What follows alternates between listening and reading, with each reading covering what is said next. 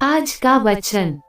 पहला पाठ थेसलनिकियों के नाम संत पौलुस का पहला पत्र, अध्याय 5 पद संख्या 1 से 6 और 9 से 11। भाइयों, आप लोग अच्छी तरह जानते हैं कि प्रभु का दिन रात के चोर की तरह आएगा।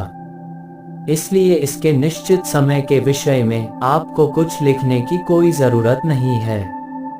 जब लोग ये कहेंगे अब तो शांति और सुरक्षा है, तभी विनाश उन पर गर्भवती पर प्रसव पीड़ा की तरह अचानक आ पड़ेगा और वे उससे बच नहीं सकेंगे। भाइयों, आप तो अंधकार में नहीं हैं, जो वह दिन आप पर चोर की तरह अचानक आ पड़े।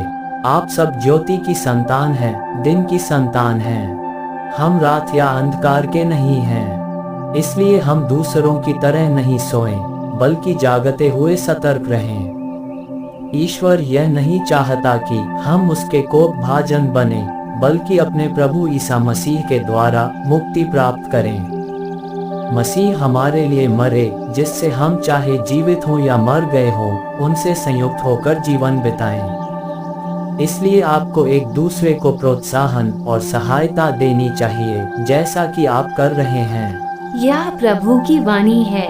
सुसमाचार संत लूकस, अध्याय 4 पद संख्या 31 से 37।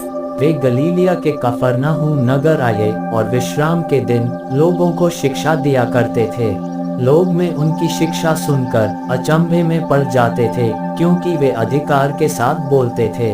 सभागृह एक मनुष्य था जो अशुद्ध आत्मा के वश में था।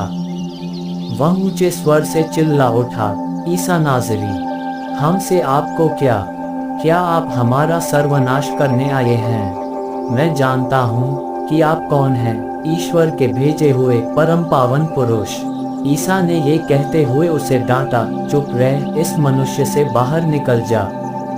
अपदूत ने सबके देखते देखते उस मनुष्य को भूमि पर पटक दिया और उसकी कोई हानि किए बिना वह उससे बाहर निकल गया।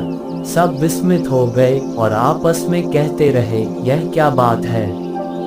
वे अधिकार तथा सामर्थ्य के साथ अशुद्ध आत्माओं को आदेश देते हैं और वे निकल जाते हैं। इसके बाद ईसा की चर्चा उस प्रदेश के कोने कोने में फैल गई। यह प्रभु का पवित्र सुसमाचार है।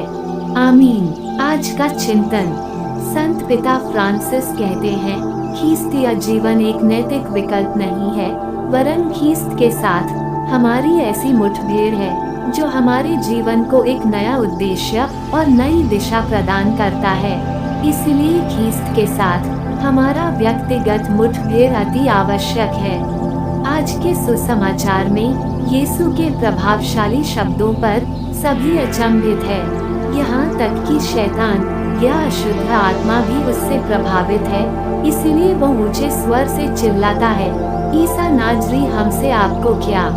अशुद्ध आत्मा को पता है कि उसकी भिड़ंत ईसा नामक व्यक्ति से नहीं, बल्कि ईश्वर की उस पवित्रता से हो रही है जो यीशु में ही निहित है।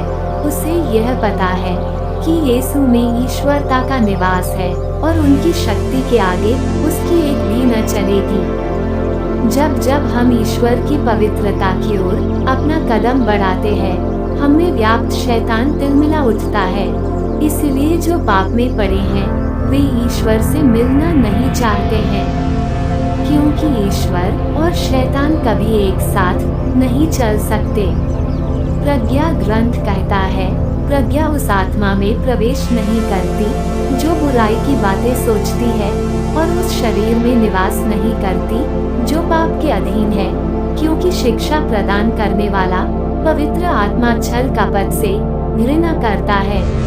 आमीन।